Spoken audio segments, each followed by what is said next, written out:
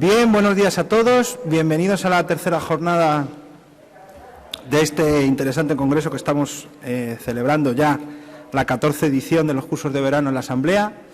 Y afrontamos nuestra última jornada con una serie de ponentes que nos van a hablar precisamente de un tema de máxima actualidad en nuestros días, que es el gobierno abierto. Nuestra jornada de hoy va a tener ese eje principal y vamos a tener expertos en gobierno abierto, vamos a tener la palabra del Ejecutivo, que ha impulsado también esta ley, y vamos a tener la palabra también, o daremos la palabra también, a los representantes políticos que han participado en su elaboración. Como saben ustedes, Extremadura ya se ha dotado de su ley de gobierno abierto, está ahora mismo en un periodo de vacatio legis, ¿sí?, que va a durar 6 meses, pero esta ley promete que todo va a cambiar. Todo va a cambiar en tanto en cuanto va a permitir un acceso mayor a la información a los ciudadanos y también una mayor participación directa de los ciudadanos en los foros. Como se ha debatido estos días, la Constitución española, el sistema político español se ha hecho pivotar o ha funcionado durante estos 30 años de vigencia sobre un modelo de democracia representativa, en el que los partidos políticos han jugado un papel muy significativo y muy importante.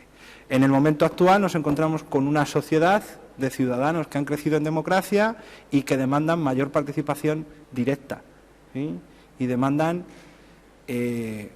ocupar o reconquistar determinados espacios que actualmente ocupan los partidos políticos. Para hacer esto es principal y necesario que los ciudadanos tengan mecanismos jurídico-constitucionales que efectivamente permitan la participación. Uno de ellos es esta ley del gobierno abierto. Yo no voy a intervenir más porque tenemos expertos en la materia que están aquí sentados, ambos a mi lado. Hemos pactado que hablarán una media hora o así, con la intención de que después lo que tengamos sea efectivamente gobierno abierto y participación abierta, ¿no?, que para eso estamos en la Asamblea. Antes de darles la palabra, yo simplemente quería agradecer a los organizadores del Congreso, a Javier Ciriero, a los letrados de la Asamblea, también a la secretaria del Congreso, a la directora, que cuenten con el área de Derecho Constitucional para participar, porque como constitucionalista, pues estar en el objeto de estudio, ¿sí?, y verlo desde dentro supone siempre una actuación que le llena a uno, pues eso, de inquietud, de orgullo, ¿no?, poder estar aquí, además en la casa que es la casa de todos, la Asamblea de Extremadura, que siempre se muestra dispuesta a colaborar con la universidad y en concreto con el área de Derecho Constitucional. Así que vaya mi agradecimiento, ya dejo de ser protagonista y cedemos el protagonismo a nuestros ilustres invitados. En primer lugar, contamos con doña Nagore de los Ríos García, que es una experta en gobierno abierto, pero no solo desde el plano teórico, sino desde el plano práctico, ¿no? Ella ha impulsado las primeras fórmulas, unas de las primeras fórmulas de gobierno abierto que se han establecido en España, concretamente en Euskadi, a través de una iniciativa que se denomina Irekia, ¿sí?, no quería decirlo mal, Irekia. Nagore es consultora del Banco Mundial, también ha participado, como digo, en esa puesta en marcha de Irekia, ¿sí? Tiene también en su haber varios premios, entre ellos el premio Focus al conocimiento libre, diversas publicaciones sobre la materia y, como os digo, es conocedora no solo en el plano teórico, sino también en el plano práctico. Sin más, presento su conferencia, Caso práctico de gobierno abierto, Irekia. Muchas gracias. Bueno, Irekia, que significa abierto en euskera, de ahí la palabra. Me uno a los agradecimientos, la verdad es que nos han tratado estupendamente, también gracias a Iván sobre todo, por sus atenciones. Y bueno, normalmente, como decía él, es un tema de rabiosa actualidad. Yo suelo empezar haciendo un ejercicio bastante práctico, porque como no conozco normalmente a la audiencia, pues lo que suelo pedir es que hagamos un striptease colectivo, ¿no? Según llegamos a la sala, pues para animar un poco el cotarro, lo que pido es que nos desnudemos todos, pongo una música, tal. Lo que pasa es que como es verano, traigo muy poquita ropa y me suelo quedar sola haciendo esto, pues os vais a librar. Estáis de suerte, además son las 9:00 de la mañana y os vais a librar del espectáculo. Pero bueno, en realidad, ¿por qué suelo hacer esto, no? La pregunta es a ver si la gente que tiene pudor es que no lleva la ropa limpia, ¿no? No sé si os imagináis a un stripper en un escenario y a la hora de hacer el espectáculo que diga, ay, no, que me da mucho corte. Bueno, pues de eso es de lo que vamos a hablar, ¿no? Creo que hoy en día el no ser transparente en una cámara, en un gobierno, en una asamblea, en cualquier parlamento, no tiene cabida, ¿no? Porque es que además con las nuevas tecnologías es muy fácil levantar la alfombra, ¿no? Si sabemos o creemos que sabemos y llegamos a conocer cosas impensables que han hecho algunos, muy pocos, pero algunos representantes políticos o bueno, de otras instancias, ¿cómo no vamos a saber lo que hace un concejal o por qué no vamos a saberlo, ¿no? Desde el más de arriba hasta el de abajo, ¿no? Pero es que así debe ser, ¿no? Si no tenemos nada que esconder, la pregunta es no por qué ser transparente, sino por qué no serlo, ¿no? No tiene ningún sentido. La historia que os voy a contar hoy parte como muchas de hoy en día, ¿no? Comienza con una persona, este señor se llama Javier Martínez Ibarreta, delante de un ordenador pensando que con una buena idea puede contribuir a ayudar a cambiar el mundo, ¿no? El 16 de febrero de 2010, este chico, al leer una noticia sobre que un gobierno, en este caso era el gobierno vasco, iba a implementar OpenOffice en miles de sus equipos, se le ocurrió que sería genial reutilizar todos estos ordenadores públicos pues para el bien del procomún o de la humanidad, ¿no? Hace unos años Javier se hubiese tenido que conformar con comentar esta genial idea entre sus conocidos o amigos y tal vez, aunque muy poco probable, hubiese conseguido llegar a la persona adecuada de implementar esta medida, ¿no?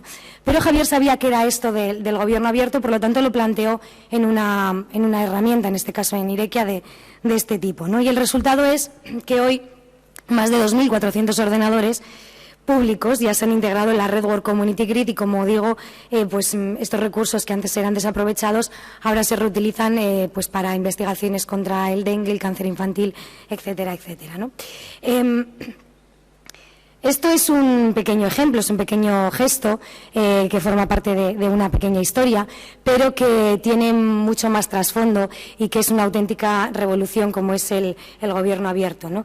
Es parte de mi experiencia laboral, la que he tenido la suerte de vivir en una pequeña administración, como decía él, pero que se puede repetir, de hecho ya se está repitiendo en otras administraciones políticas o públicas, eso sí, siempre que haya una voluntad política por detrás, ¿no? Os hablaba de Javier, pero conocéis ya cientos de ejemplos más, ¿no? Bank of America tuvo que dar marcha atrás para subir a la hora de subir unas comisiones bancarias porque una niñera comenzó una campaña en change.org, ¿no? Bueno, sabemos cómo dictadores en otros sitios han caído gracias al impulso de la gente y la organización en las redes sociales, ¿no? Lo que pasa es que no va solo de esto, ¿no? Porque el político que piense que contratar un community manager, abrir blogs, perfiles en redes sociales, etcétera, etcétera, es hacer gobierno abierto, va listo, ¿no? Eso es marketing, eso es publicidad, eso puede llegar a ser comunicación, pero eso no es ni autenticidad, ni muchísimo menos es gobierno abierto, ¿no? Yo creo que hay que poner las nuevas tecnologías al servicio del gobierno y no utilizar las redes sociales como un escaparate de comunicación tradicional, porque es que las reglas del juego han cambiado, las reglas del juego han cambiado en la comunicación actual que tienen los ciudadanos y la gente que trabaja en las administraciones públicas sigue utilizando las reglas de juego antiguas de una comunicación unidireccional, ¿no? Que es a esto a lo que me voy a referir un poco más adelante. Al director del Media Lab del MIT, un japonés muy brillante que se llama Yoichi Ito, hace un par de años ya una periodista francesa le preguntó cuál sería el nuevo cambio, el nuevo paso en esta revolución digital o en esta revolución social que estábamos viviendo, ¿no? Y él contestó: no hemos visto nada, Internet ha derrocado gobiernos y ahora contribuirá a cimentarlos, a hacerlos más fuertes. Los próximos años son los del Open Government, ¿no? Lo que pasa es que para practicar el gobierno abierto no podemos utilizar un modelo de verbo, un tiempo de verbo en pasado, ¿no? Practicar el gobierno abierto es un presente continuo, ¿no? Abrir el gobierno absolutamente todos todos los días. Os voy a contar una anécdota personal. Yo no sé si conocéis las conferencias estas de TED, los TED Talks. Bueno, me llamaron para hacer una. Ellos te eligen, tú no te puedes proponer, no puedes proponer el tema, ellos te dicen el tema y tampoco puedes proponer el título de la conferencia, ¿no? Es más, ellos dicen, la audiencia está sumamente, porque están muy dirigidas al público, aunque luego se cuelguen en Internet. La audiencia es tan sumamente inteligente que ellos sacarán sus propias conclusiones y ellos dirán el título, ¿no? El resumen en sus cabezas. Efectivamente, así se hizo. Lo que pasa es que a la hora de colgar en vídeo en Internet, a mí me hicieron, con perdón de la expresión, un hijo de madera, porque me titularon ¿Cómo he abierto un gobierno? No puede haber nada más falso que eso. Yo no he abierto ningún gobierno. El gobierno se abre absolutamente todos los días, lo abrimos todos, tanto ciudadanos como políticos, tanto técnicos como funcionarios, tanto periodistas como interlocutores. El gobierno abierto se abre todos los días por todas las personas. Nadie nos podemos arrogar la autoría de hemos abierto un gobierno, ¿no? Porque si un solo día no se practica la apertura, por muchos datos abiertos, por muchas redes sociales, por muchos canales que tengamos, no estaremos haciendo eso que llamamos gobierno abierto, ¿no? Como os decía, es mucho más que abrir canales o que poner herramientas a disposición de la gente. Es mucho más también que incluirlo en los discursos, es mucho más que organizar jornadas. Está bien que evangelicemos, pero hay que realizar propuestas de verdad. Hay que invertir, no es caro, pero hay que invertir también en recursos humanos, no solo en dinero. Se necesita tiempo, se necesita voluntad, se necesitan unos mínimos conocimientos, pero yo creo que se puede, ¿no? Y si hacemos esto, contribuiremos a no crear una burbuja de marketing político que para mí tiene los días contados, ¿no? Porque con tanta evangelización y con tanto hablar de esto e incluso cumplir índices de transparencia internacional, y ahora os explicaré qué es esto, se nos llena la boca muchas veces a los que nos dedicamos a esto y a muchos políticos, ¿no? Y aquí quiero entonar un mea culpa también compartido con muchos de nosotros, porque estamos contribuyendo a que ganen los malos o a que ganen los buenos, ¿no? Esta es una reflexión que me hago casi todos los días y no va de colores políticos. Esto no hay unos malos de un partido y unos buenos de otro, ni muchísimos menos, ¿no? Para mí, ¿quiénes son los malos y quiénes son los buenos? Los malos son los que se arrogan y los que tapan la boca a la ciudadanía con soy el más transparente porque tengo ciertas cosas que me lo acreditan, y realmente eso está tapando muchos agujeros de oscurantismo que no dejan ver realmente la transparencia que puede haber detrás o no dejan practicar realmente la transparencia que debería haber en una administración pública, ¿no? Conocéis el índice de Transparencia Internacional, y no voy a criticar a Transparencia Internacional porque ellos son una organización que hacen lo que tienen que hacer y por lo menos son capaces de poner en la boca de todos y en la mente colectiva que hay una necesidad de transparencia, ¿no? Transparencia Internacional hace un ranking y hace un examen a todas las administraciones públicas para sacar un ranking, como os digo, de cuál es la más transparente, ¿no? Ese ranking está basado en unos indicadores que además los mandan por adelantado, o sea, no hacen ninguna trampa ni es vamos a pillar a una administración, ¿no? ¿Qué es lo que pasa? Que las administraciones, como ese ranking luego va a ser público y sale en los medios de comunicación, pues sí que dedican esos esfuerzos y tiempos a cumplirlos y a intentar sacar la mejor nota posible, ¿no? Si sacan la mejor nota posible, dan una rueda de prensa, salen los medios de comunicación, se ponen la medalla y a partir de ahí vía libre para hacer lo que nos dé la gana, ¿no? Y os voy a poner un ejemplo personal también, que es pues lo que me pasó a mí cuando era muy pequeña y estaba en el colegio. Yo no tenía ni papa de inglés, no sabía nada, tenía un examen de phrasal verbs de test, me aprendí de memoria todos los phrasal verbs, saqué un 10 y mi madre estuvo chuleándose por el barrio diciendo es que mi niña habla fenomenal inglés. A ver qué le llevaba la contraria, si tenía la nota encima de la mesa, ¿no? Esto sirvió para una semana. Yo no conseguí hablar inglés por haberme estudiado los phrasal verbs de memoria, ¿no? Bueno, pues un poco el símil es un poco lo que os quiero decir, ¿no? Que os quiero transmitir. Vengo a contar este ejemplo concreto, como os decía, que hemos hecho en esta iniciativa en el gobierno vasco. Allí hemos trabajado durante casi 4 años de manera conjunta en materia de Open Data, que es la especialidad de mi compañero Alberto Ortiz de Zárate, @Lorza, que os aconsejo que le sigáis a través de Twitter, que que dice cosas muy interesantes. Y hemos mezclado su especialidad con la mía, que es la de comunicación, ¿no? ¿Para qué? Pues para mezclar estos dos factores y conseguir contribuir a esta apertura del Gobierno, ¿no? Porque yo creo que estas dos claves son muy necesarias que vayan siempre de la mano, ¿no? Es más, mi compañero estaba en otra consejería, en otro departamento, yo estaba en presidencia, teníamos pues monografías que casi, o decreto de estructura que casi nos solapábamos o nos pisábamos, podía haber incluso una cierta fricción, ¿no?, de dónde están las competencias de cada uno, y nada más lejos de eso, hicimos piñas del primer momento porque entendimos que los datos sin la comunicación no podían llegar a nada y la comunicación sin los datos tampoco, ¿no? Creo que esta puede ser una clave de éxito, combinar estos dos factores. Y otra estrategia para nosotros ha sido la de emprender acciones tanto externas como internas, ¿no? Y aquí creo que debemos contar con dos actores. Uno, los ciudadanos, que exigen gobiernos más transparentes y más democráticos, y otro, por supuesto, los gobiernos, que necesitan también ser legitimados con políticos y funcionarios responsables, ¿no? Y si el activismo civil, como os decía, es necesario para el cambio social, el liderazgo político es básico para realizar el cambio interno. Hay mucha gente en las administraciones que quiere, pero que no puede, porque el de arriba no se lo cree de verdad, ¿no? No se lo permite o no se lo facilita en muchos casos, ¿no?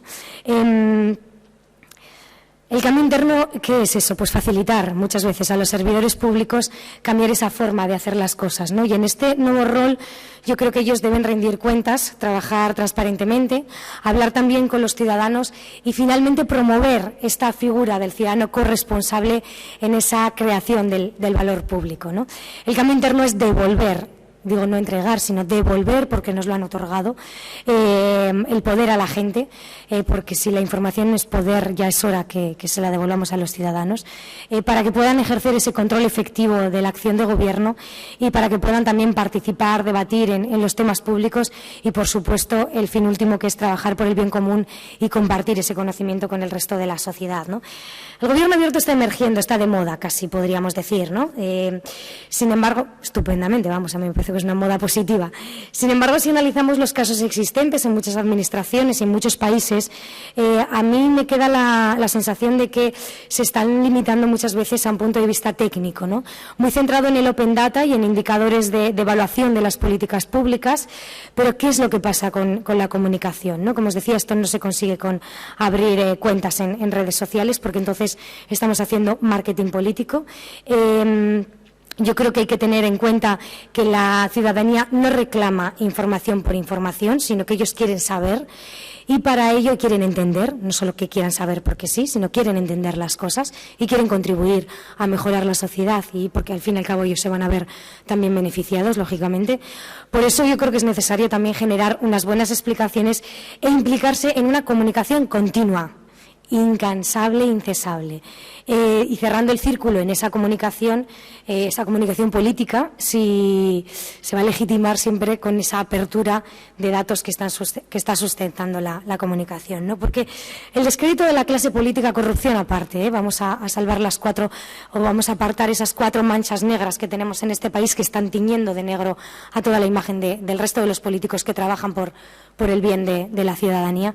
El descrédito de la política es algo generalizado, ¿no?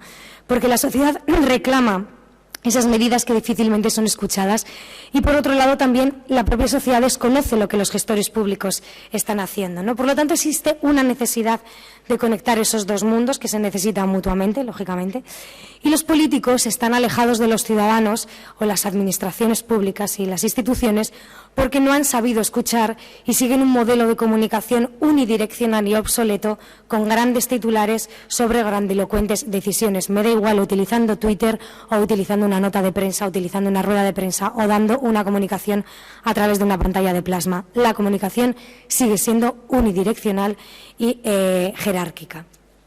Sin embargo, en todas las administraciones públicas y en todas las instituciones hay mucha letra pequeña. Hay muchísimas decisiones que cada día toman numerosos gestores públicos que no están ni en primera línea ni de los medios de comunicación ni de los gobiernos, pero que sus acciones o sus decisiones afectan y mucho diariamente a la vida cotidiana de los ciudadanos, ¿no?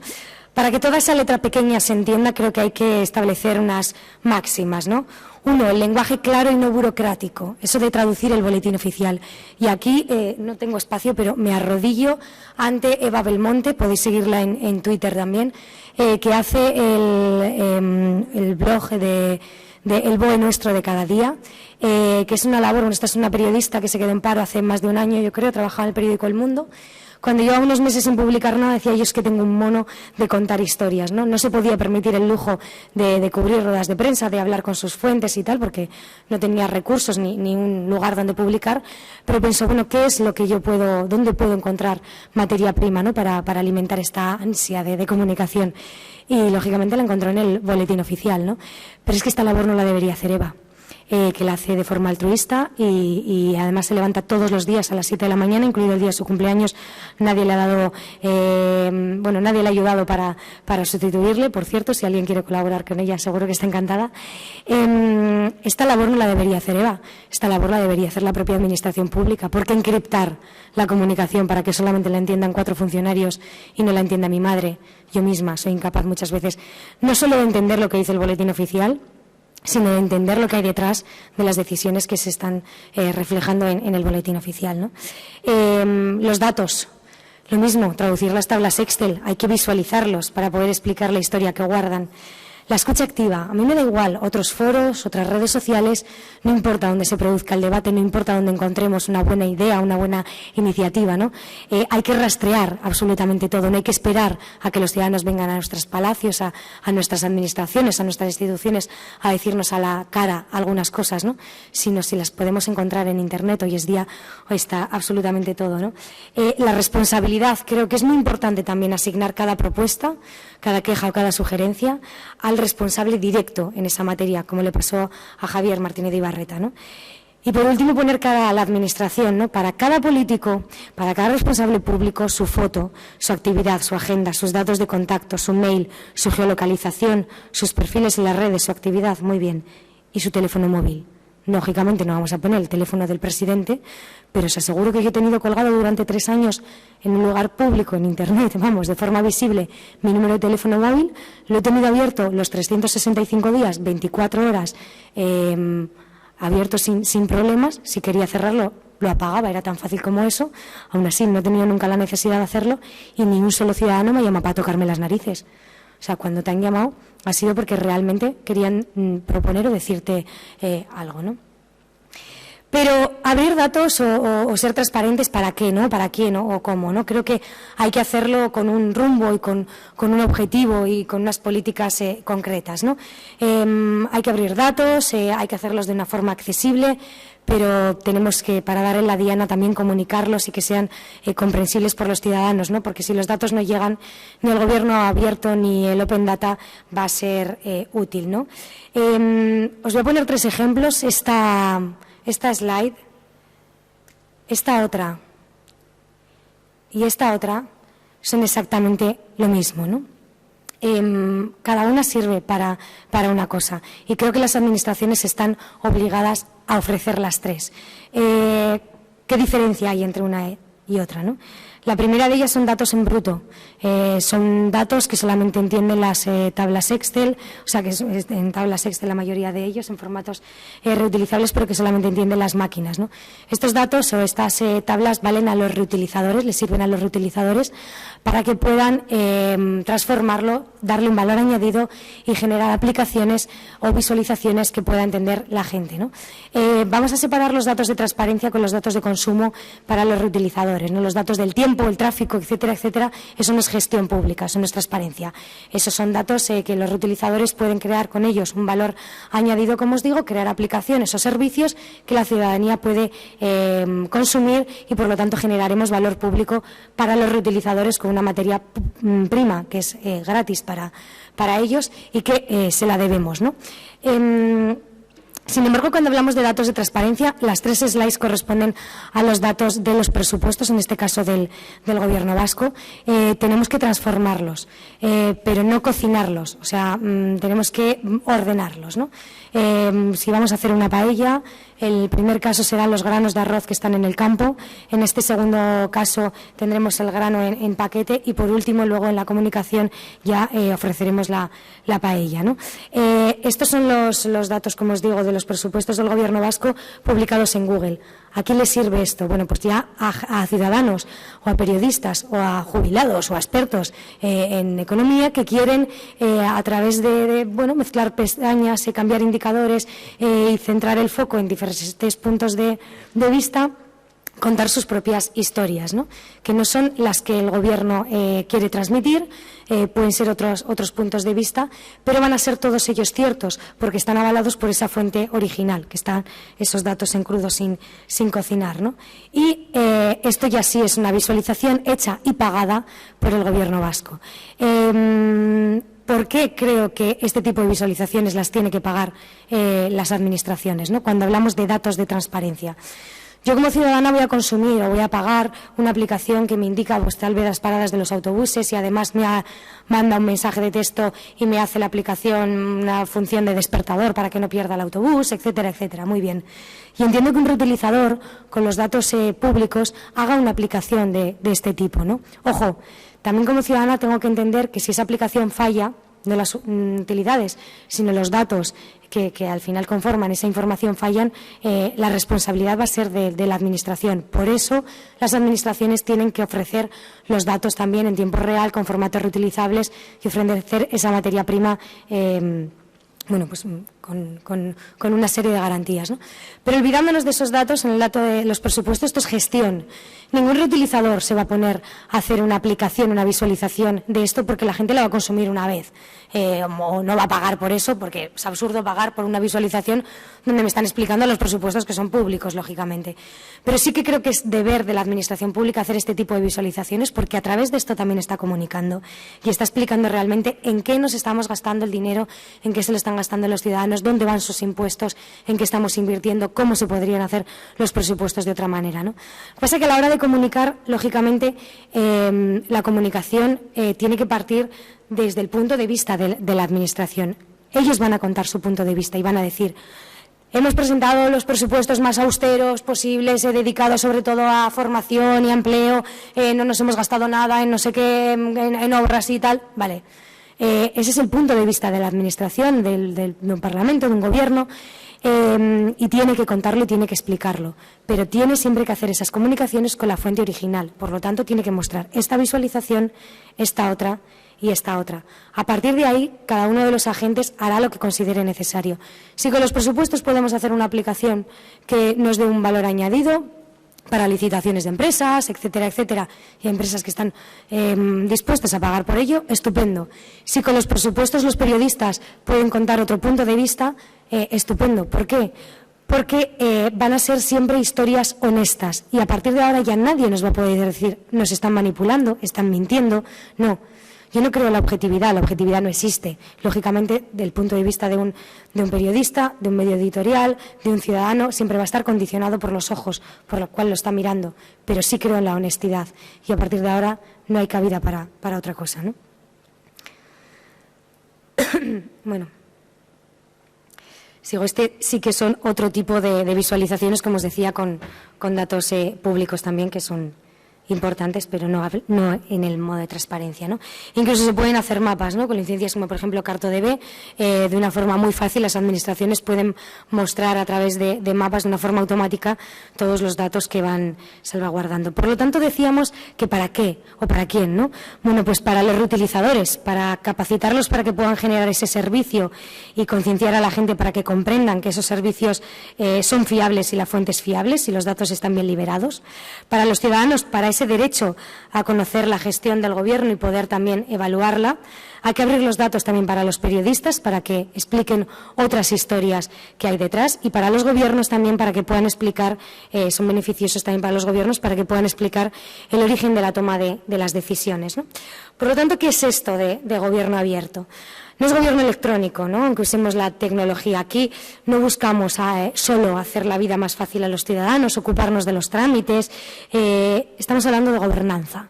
Creo que nos lo sabemos todos, ¿no? Es una forma de hacer política basada en 3 grandes pilares, y aquí sí que voy a coger aire, porque aunque lo tengamos muy interiorizado, estas 3 grandes palabras hay que decirlas con la boca bien abierta, ¿no? Transparencia, participación y colaboración, pero por ese orden, porque aquí el orden de los factores sí que altera el producto. Si no tenemos total transparencia, jamás podremos dar garantías a los ciudadanos para que participen, ni muchísimo menos vamos a llegar a esta ansiada colaboración ciudadana, ¿no? Y además, si ahora mezclamos la tecnología, la comunicación, el Open Data, hacemos magia y tenemos gobierno abierto, ¿no? La hoja de ruta, por lo tanto, debe ser esa. Nosotros fue la hoja de ruta que implementamos en Irekia. El primer año nos esforzamos mucho en hacer una buena transparencia, luego implementamos ya medidas de participación y, por último, de colaboración. No sé cómo voy de tiempo. Vale. Gobierno abierto significa que los políticos tienen que liberar absolutamente toda la información que antes administraban con cuentagotas, insisto, porque es pública, porque pertenece a la ciudadanía, porque si la información es poder, ya es hora que se la devolvamos a los ciudadanos. Significa escuchar y dialogar en vez de imponer. Significa colaborar y buscar ayuda entre esos millones de asesores ciudadanos que gracias a Internet ya no se contentan con mirar lo que pasa en el mundo, sino que intentan cambiarlo.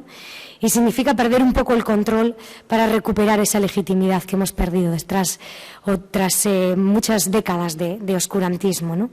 Pero lo más importante de todo, yo creo que significa cambiar la agenda, ¿no? Para que el ciudadano se pueda volver a situar en el centro. ¿Qué es esto de cambiar la agenda? Ya no hace falta que las administraciones o los políticos nos inventemos falsos o nuevos problemas, ya nos los están diciendo ellos, los ciudadanos ya nos dicen cuáles tienen. Ya no hace falta que nos inventemos falsas soluciones, vamos a aprovechar la inteligencia colectiva y también aprovechemos que cada día hay más ciudadanos activos, comprometidos y abiertos que, como os digo, no se contentan con mirar solamente lo que pasa, sino que intentan mejorar el mundo, ¿no? Antes los políticos decidían, y permitirme esta licencia de antes y ahora, porque yo creo en este futuro, creo que es posible y que ya hay gente que lo está practicando, ¿no? Los políticos decidían encerrados entre las 4 paredes de sus despachos, ayudados por sus consultores o asesores de su entorno, los que me incluyo, perdiendo mucha información y muchos matices, ¿no? Después se ejecutaban de la misma manera y por fin comunicaban las decisiones ya cerradas. Ahora tienen que entender que esta nueva forma de gobernar pasa primero por escuchar, por conocer todos los problemas reales, luego por dialogar para alcanzar las mejores soluciones y después ya por gestionar o cogestionar para hacer que las medidas pertenezcan a todos. Así compartimos también errores y aciertos, ¿no? Es posible, y la comunicación y el Open Data ya no son fines, sino son modos transversales de hacer las cosas, ¿no? En esta slide, ¿dónde está la comunicación? Bueno, pues en todo el proceso, ¿no? Como os digo, se necesita tiempo, se necesita inversión real, se necesita voluntad, pero hoy en día hablamos mucho, las administraciones cuentan con esos miles de asesores y consultores gratuitos, por lo tanto es posible gobernar hoy de una forma muchísimo más fácil y mucho más sencilla, ¿no? Y más acertada. Y todo ello sin los intermediarios habituales, ni jefes de prensa, ni medios de comunicación. Y ojo, soy periodista de formación, porque ¿quién mejor para explicar las decisiones que quien tiene la responsabilidad directa de tomarlas? ¿Y quién mejor para proponer soluciones que quien está sufriendo el problema, ¿no? Por lo tanto, como os digo, es mucho más fácil gobernar si la agenda pública la vamos conformando entre todos. El nuevo papel de los asesores, de los jefes de prensa, ya no es comunicar por otros, sino ayudar a que los políticos comuniquen en primera persona. Transparencia significa, vamos ya paso por paso desgranando gobierno abierto, significa que los políticos ofrezcan a los ciudadanos esa información en tiempo real. Aquí los tiempos también son muy importantes. Hay informaciones que si me la cuentas 4 días después y además cocinada, a mí como ciudadana ya no me sirve para nada. Y que expliquen en primera persona el porqué de las decisiones tomadas o que se están planteando tomar, ¿no? Acompañadas de esos datos que verifiquen y avalen esas decisiones, por ejemplo, cómo se gestionan los presupuestos, si se hacen recortes o no, etcétera, etcétera. Yo no me creo que un presidente de un gobierno se levante una mañana y diga voy a recortar aquí porque lo he visto, he leído el periódico así como por encima y está todo fatal. Más vale que recorte porque está todo fatal. No.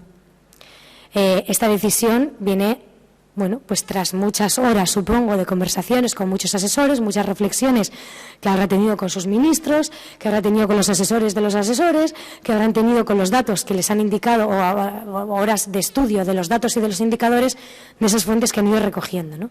A mí como ciudadana me encantaría compartir esa información. Yo quiero saber, como aquel anuncio de champú, qué tienen los políticos en la cabeza. Para comprender las decisiones finales, esas grandes decisiones, quiero también ir conociendo las decisiones troceadas o por parte, ¿no? las que han derivado a esa decisión final. Yo quiero conocer las fuentes que han manejado esos asesores también, para irles acompañando en esa decisión, irles proponiendo, irles ayudando y al final compartir la decisión, o si la quiero criticar, por lo menos criticar o participar de una forma bueno, pues normal, o sea, con conocimiento de causa, ¿no?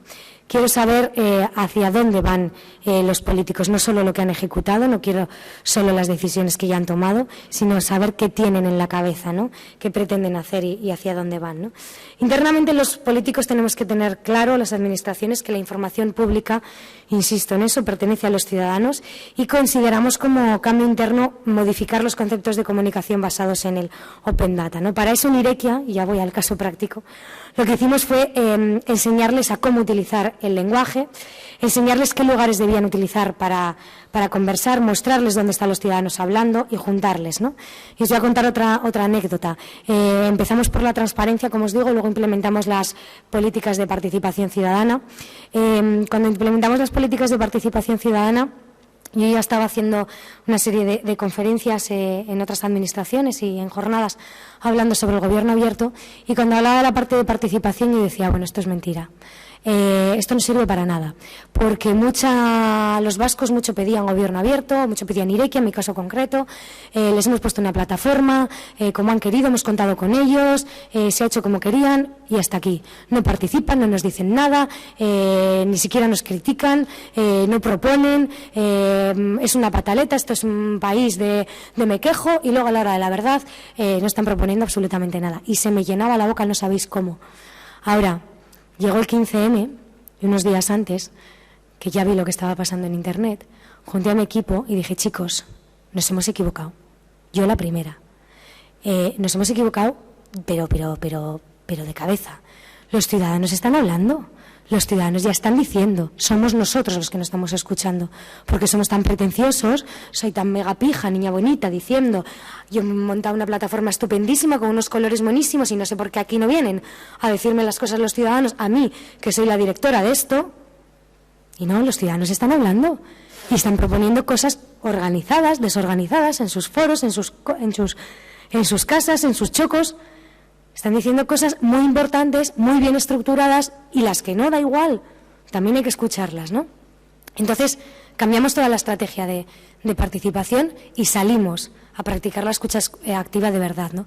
Pero tenemos que entender que las administraciones públicas no competimos por tráfico de usuarios, tenemos que ir allá donde están los ciudadanos hablando, ¿no? O sea, yo no soy una marca, ahora yo me dedico tengo una startup donde vendo muebles, aprovecho para hacer la cuña, se llama Mhop, saldrá en breve. Yo lo que quiero es que haya mucha gente en mi plataforma comprando muebles. Yo no quiero 300.000 me gusta en Facebook, eso no es participar. Yo no quiero que vengan a visitarme mi plataforma, sino que efectivamente realicen la compra a través de Facebook, a través de en una tienda física si algún día la llego a abrir, a través de otras plataformas, en una aplicación móvil, me da exactamente igual. Yo no vivo gracias al tráfico de visitas, una administración pública menos. O sea, qué obsesión con crear plataformas, con gastar dinero para campañas concretas de, no, voy a sacar esta consulta y entonces aquí, mira, me contratas a un community manager o una agencia estas que me dinamice la red. ¿Qué es eso de dinamizar? La gente ya está hablando. Si al final, a la hora de dinamizar, el community manager va a hablar con sus colegas o con los militantes del partido de turno que en ese momento están gobernando y que conocen al director de participación de vivienda porque ha sacado una política de participación en ese momento. Bueno, no me enrollo. Lo que hicimos fue abrirles perfiles en redes sociales solo cuando eran necesarios y les enseñamos a gestionarlos ellos mismos. No tengo tiempo, pero también es importante destacar la autenticidad de las redes, ¿no? Si un político no es capaz de comunicar, no es ni mejor ni peor político. No pasa nada. Si no es tuitero, no es tuitero. Que comunique gabinete, pero con el nombre del gabinete o de la concejalía o del área concreto, ¿no?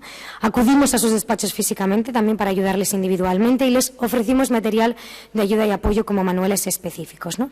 Les acompañamos sus comunicaciones con material audiovisual y multimedia y les ayudamos a localizar datos y a liberarlos, ¿no? En la parte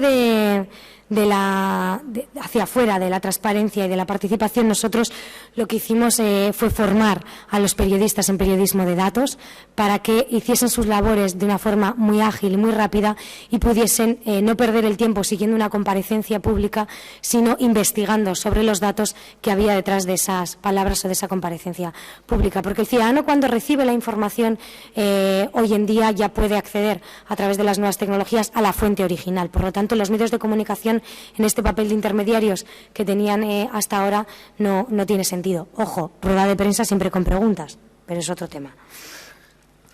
Y bueno, voy a terminar con un ejemplo como este y con una reflexión final, ¿no? Os voy a poner el ejemplo. Yo soy de Bilbao, tengo al mejor alcalde del mundo, lo dice también un índice de, no me acuerdo de quién, ¿no? Es el mejor alcalde del mundo, yo soy de Bilbao, soy más chula que nadie, y él, como es el alcalde, pues muchísimo más, ¿no?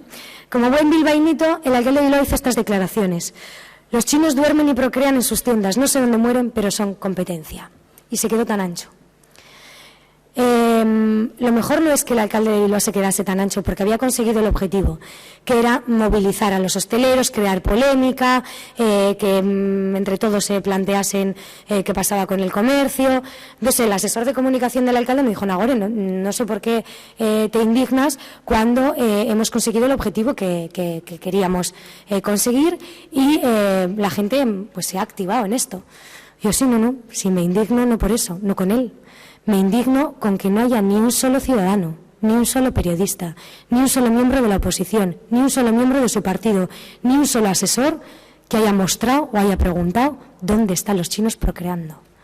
Porque es que a una le generan falsas expectativas. Yo llego a las 12 de la noche a mi casa, no tengo leche, y digo: ¿dónde están los chinos procreando? Que les interrumpo.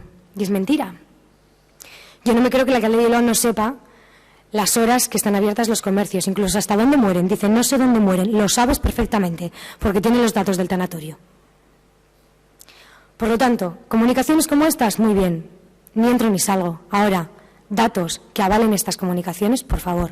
Estamos muy lejos de llegar a esto que está en Nueva York, donde se publican las sanciones que se interponen a los establecimientos hosteleros, y tú puedes elegir a la hora de entrar a un restaurante, puedes conocer si ha sido multado por falta de higiene, por ratas, cucarachas, etcétera, etcétera, ¿no? Bueno, no me queda tiempo para desgranar la participación y la colaboración, así que voy a finalizar con una conclusión final, ¿no?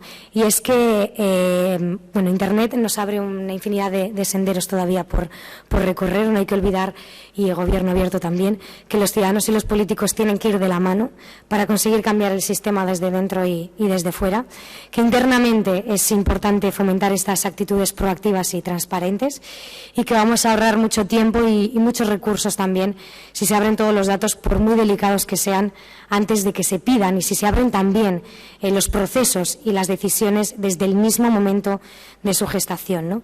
Y externamente, ya lo he dicho, el éxito del Gobierno abierto se mide en ese grado de confianza del ciudadano, y cómo cada vez, y hoy en día además es más necesario que nunca, cómo cada vez hay más ciudadanos participativos y responsables, ¿no? Por supuesto, es todo en software libre, que esto va de colaborar, no de competir, ni siquiera entre administraciones. Esto es absurdo. Y hay que intentar dar un baño de humildad continua a nuestros políticos, haciéndoles entender que absolutamente todos están de paso, y que por ocupar ciertos cargos de responsabilidad temporales no son ni los más altos, ni los más guapos, ni los más listos, como es en mi caso, ni los más rubios. Porque el objetivo, yo creo que es ambicioso, cambiar esas agendas públicas para que entre todos bueno, pues volvamos a conectar con la ciudadanía, que cada vez va a ser más activa, que no solo nos va a plantear problemas y quejas, sino que también esas soluciones que ellos mismos nos van a ayudar encima a llevar a la práctica. Muchas gracias.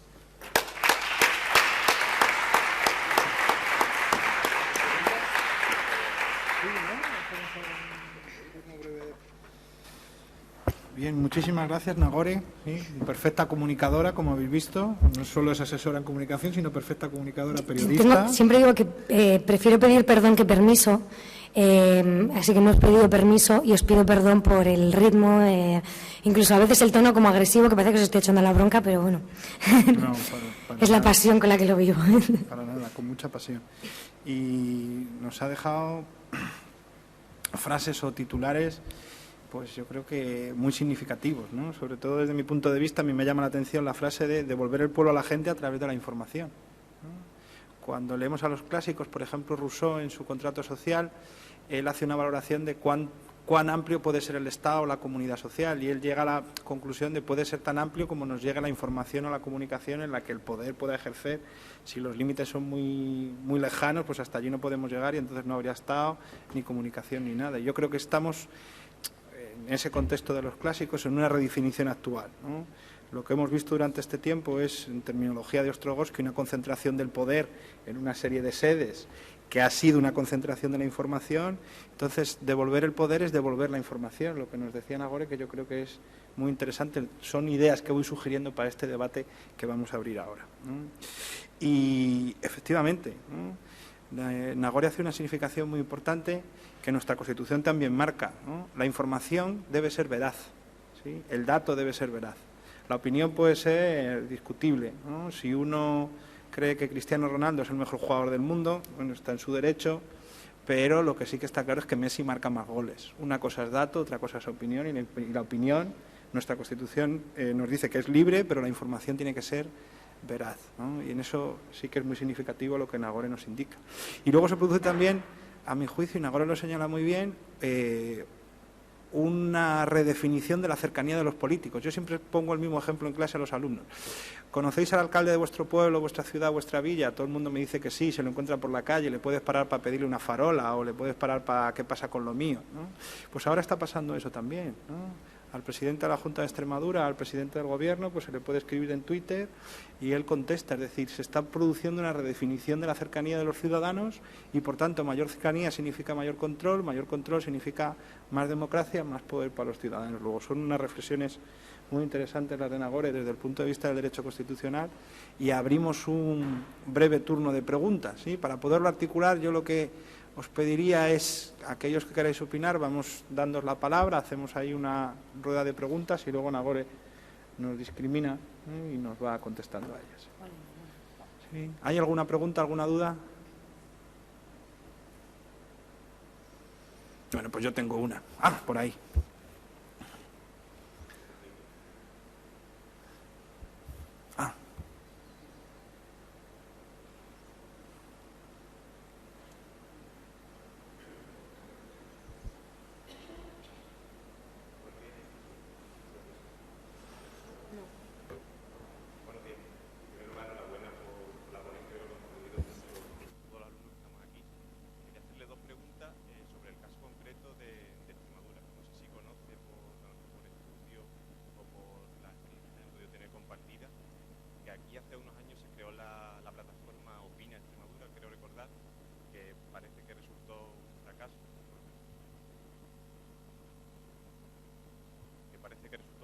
Por lo menos así ha sido, porque con el cambio de gobierno ha desaparecido. Entonces me gustaría que nos explicara, si ha tenido la ocasión de estudiarla, aunque sea mínimamente, por qué cree que fracasó esa iniciativa en Extremadura, por un lado, y por otro lado hablábamos de, no sé, de las cuentas en Twitter de los políticos. En el caso de Extremadura, nuestro actual presidente cerró su cuenta en Twitter. No sé qué consecuencias puede tener eso desde el punto de vista de la comunicación política y del gobierno abierto.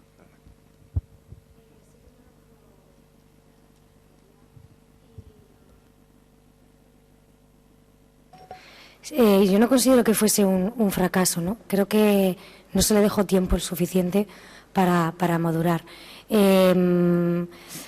Las herramientas son lo que son, entonces el fracaso o el éxito se va teniendo en función de si se va utilizando y se va utilizando bien, ¿no? En el momento en el que se cierra, si no se ha mejorado o no se ha implementado otra cosa que la haya sustituido, que haya sido mejor, el fracaso habrá sido cerrarla, no hacer las mejoras sobre algo incipiente, ¿no? Por lo tanto, yo creo que no ha sido un fracaso, y creo que es necesario. reutilizar. No hace falta gastarnos mucho porque ya ha habido otras comunidades que han ido haciendo y el software es libre, se puede implementar y reutilizar. En cuanto a cerrar, desconozco realmente las razones que le llevaron al presidente a cerrar su cuenta, o las razones reales que le llevaron a cerrar su cuenta. Antoni es más experto que yo en comunicación y creo que os hablará mucho más de esto a la hora de gestionar una identidad personal o política, ¿no? Yo prefiero que tenga la cuenta cerrada si no va a ser auténtico. Si va a ser auténtico, pues que la tenga abierta. Tampoco me interesan, que me perdone el alcalde de Jun, que es como el mayor Twitter, a mí no me interesa saber lo que cena. Eso que le diga en Facebook entre sus amigos. A mí me interesa saber las decisiones que va tomando, el porqué de ciertas decisiones públicas, ¿no?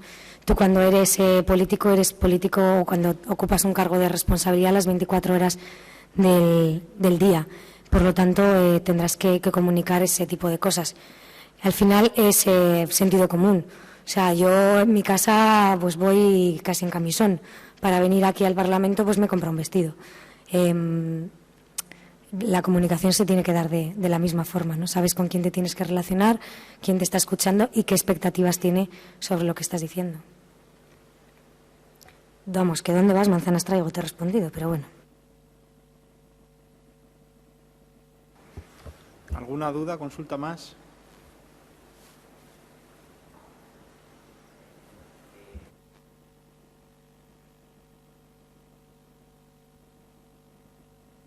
Es que esto de los micros no... yo tenía una duda. Hemos hablado antes de publicar todos los datos que se le deben al ciudadano. El problema es que una administración regional genera una cantidad de información brutal.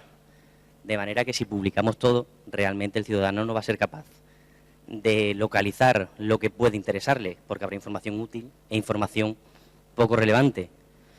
El caso es que, claro, ¿quién decide qué es relevante y qué no es relevante? ¿Cómo podemos distinguir qué publicar o qué liberar y qué no liberar? ¿Qué se hizo en el País Vasco? ¿Solo presupuestos o solo ayudas o solo iniciativas o todo en general? Porque todo lo veo muy difícil, porque hay muchísima información. Solo en una consejería, yo no sé en el resto, pero yo trabajo en una consejería y si se publicara todo lo que se gestiona allí, yo estoy seguro que nadie sería capaz de aprovecharlo. No. Hay que publicar absolutamente todo. Uno, los ciudadanos no son idiotas, no se les puede tratar como que no van a saber encontrar las cosas. Hay términos, saben utilizar las búsquedas cada uno el que lo interesa. Internet es un chicle elástico en el que cabe absolutamente todo. No tenemos una gaceta, un periódico que solamente hay 10 páginas y aquí lo que entre. Y nosotros no somos, o las administraciones públicas no somos quienes para decirle a los ciudadanos esto es importante o esto no es importante. A cada uno le interesa una cosa. Hay que publicar absolutamente todo. ¿Qué hay que visualizar? Ahí sí. Habrá que visualizar las cosas que sean interesantes desde el punto de vista de más transparencia, con datos agregados. O sea, cuando visualizamos los presupuestos se puede llegar a escarbar hasta el último céntimo. Ahora, la visualización final, la capa superficial, va a ser lo que puede entender cualquiera. Pero estás dejando a elección del ciudadano. Yo me puedo quedar en esa capa, puedo seguir profundizando, puedo seguir navegando y puedo llegar al céntimo concreto que quiero saber exactamente dónde ha ido. Porque es que puede que yo trabaje en fabricar madera para lapiceros y a mí me interese saber exactamente cuánto ha salido o cuánto por lapicero sale por número de funcionario, por ejemplo. Y porque es que es mi negocio, es que es lo que más me interesa, o es que soy una friki de los lapiceros.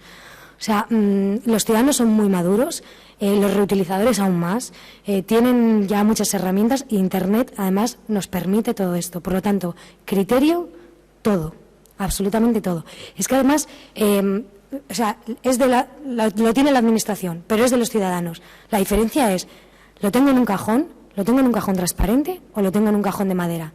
No hay más. Pero por ejemplo, perdona por la dureza, que son tontos. Sí, está claro. Pero, por ejemplo, el caso que hemos visto de Nueva York, ¿no? Publica las inspecciones. En España no sé si eso sería posible en el sentido de que si publicamos podría haber un problema con respecto a la actividad comercial de esas empresas a las que se le publican. ¿No tendríamos también algún tipo de problema con respecto a la legislación española en la publicación de este tipo de datos? No tendríamos problema respecto a la publicación de este tipo de datos, tal y como está ahora, pero si llegásemos a rozarla, o sea, nosotros tenemos una legislación muy clara en cuanto a la privacidad o en cuanto a la ley de protección de datos personales. En ese caso se pueden desagregar muchos datos, pero no hay problema, realmente se puede llegar a lo que se está haciendo en Nueva York. Ahora, yo soy más partidaria de cambiar las leyes para avanzar a este modelo que vamos a conformarnos con no publicar, porque es que no se puede. O sea, vamos a buscar los trucos y las medidas para poder publicar cuanto más mejor, siempre pasa por la Agencia de Protección de Datos y punto. O sea, y vamos a ir hacia ese camino, no hacia a conformarnos a, es que la ley, por si acaso la ley, estamos otra vez en lo de vamos a pedir permiso en vez de perdón. Bueno, vamos a aplicar lo otro porque si no vamos a generar cuellos de botella. Entonces vamos a generalizar la apertura y después ya trataremos algunas especificaciones, ¿no?, concretas. Hay 2 turnos de palabra pedidos. Si hay alguno más, esta es la última oportunidad, ¿no? Pues hay allí uno, otro aquí, ¿sí? Y estos son las 2 últimas intervenciones, ya que debemos cumplir el horario.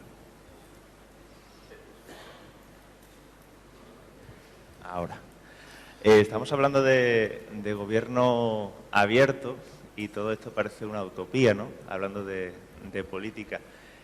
Y la pregunta que le quiero hacer es si en algún momento llegará a tener todas las autonomías y el gobierno central ese gobierno abierto que parece muchas veces que es utópico, ¿no? Porque estamos hablando de que hay que comunicar todos los datos, pero en muchas ocasiones esos datos que se publican van en contra, ¿no?, del propio gobierno, ¿no?, o de lo que quieren los ciudadanos.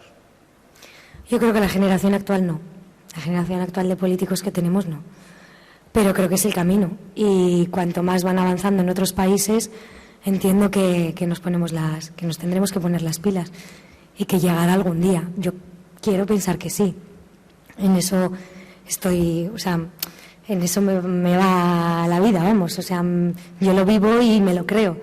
No vivo en los mundos de Yupi, soy consciente de lo que pasa, de los intereses que existen, pero creo que hacia ese camino vamos y que cuantos más seamos los que los vayamos reivindicando y más nos juntemos y más presión y más fuerza hagamos, pues antes lo llegaremos a conseguir. Creo también que no hay marcha atrás. O sea, España es uno de los últimos países en tener una ley de transparencia. Lo que no nos estamos planteando ahora es no vamos a tener una ley de transparencia. Por lo menos estamos llegando ya a plantearnos vamos a tener una ley de transparencia. Por ejemplo, la ley de transparencia no es garantía de hacer un gobierno abierto, pero bueno, ayuda. Entonces, el dar pequeños pasos, pues ojalá llegue. De aquí a 5 años yo no lo veo, pero más no tengo la bola de cristal, ojalá. Que vivamos, ¿no?, para verlo, sí. Al menos. Hombre, más de 5 años espero vivir, no sé tú, pero... No. Sí. Y la última intervención. Bueno, me gustaría preguntarle, porque como ha dicho, la transparencia y el gobierno abierto es algo que está ahora muy de moda. El Parlamento Regional ha aprobado una ley de gobierno abierto, pero también ha comentado una ley de transparencia. Y me gustaría saber si usted considera de que estos son el camino o son auténticos, el auténtico paso hacia una total transparencia y un gobierno abierto, o simplemente son mascarillas que los políticos utilizan actualmente porque vemos a los gobiernos decir estamos sacando una ley de transparencia que los anteriores no habían sacado, o verdaderamente si son pasos firmes, aunque sean pequeños, hacia ese gobierno abierto. Creo que son pasos firmes, muy pequeños, pero muy necesarios también. Ahora, creo que estamos en un 90 y pico % de burbuja de marketing político y de caretas que se están poniendo los políticos. Hay muy pocos que se lo creen de verdad, porque por desconocimiento muchas veces, O sea, es que creen que ser transparentes es publicar o abrir Open Data, en muchos casos. Creen que no pueden publicar datos porque igual va en contra de la ley o de protección de datos. O sea, no digo que lo hagan a mala fe. Algunos sí, porque querrán esconder algo, pero la mayoría no lo hacen a mala fe. Pero creen que no se puede, que hay que cambiar muchas cosas, que es muy difícil. Entonces son pequeños pasos, se van conformando. Como las medallas y los réditos políticos suelen ser más grandes del esfuerzo que han realizado para eso, pues se van conformando con eso. Por lo tanto, creo que hay que desenmascarar y hay que pinchar esa burbuja y hay que denunciar los casos que no son reales de transparencia, ¿no? Yo denunciaba el caso del Ayuntamiento de Bilbao, que ha sacado un 10 en el índice de transparencia, un 9,90 y algo. Y si vamos ya a la figura del alcalde, tiene el premio al mejor alcalde del mundo. Con declaraciones de esas, para mí no se la merece. Entonces, hay que denunciar ese tipo de cosas. El Ayuntamiento de Córdoba se gastó 200 y pico mil, casi 300.000 euros en una página de Open Data que no era Open Data porque los datos no estaban bien estructurados como tal. La tuvo que cerrar. Pero si la gente no lo denuncia, das una rueda de prensa y dices, he invertido, me he gastado esto, he hecho esto, soy transparente, tengo este índice, tengo este premio. Entonces, está en nuestra labor, la pelota ahora está en el tejado de los ciudadanos, en que ayudemos, alentemos y contribuyamos a mejorar la transparencia de verdad, pero también a que denunciemos cuando se nos estén desviando para evitar esa burbuja, ¿no? Por tanto, sí son pasos, son necesarios, es el camino, pero necesitamos mucho más.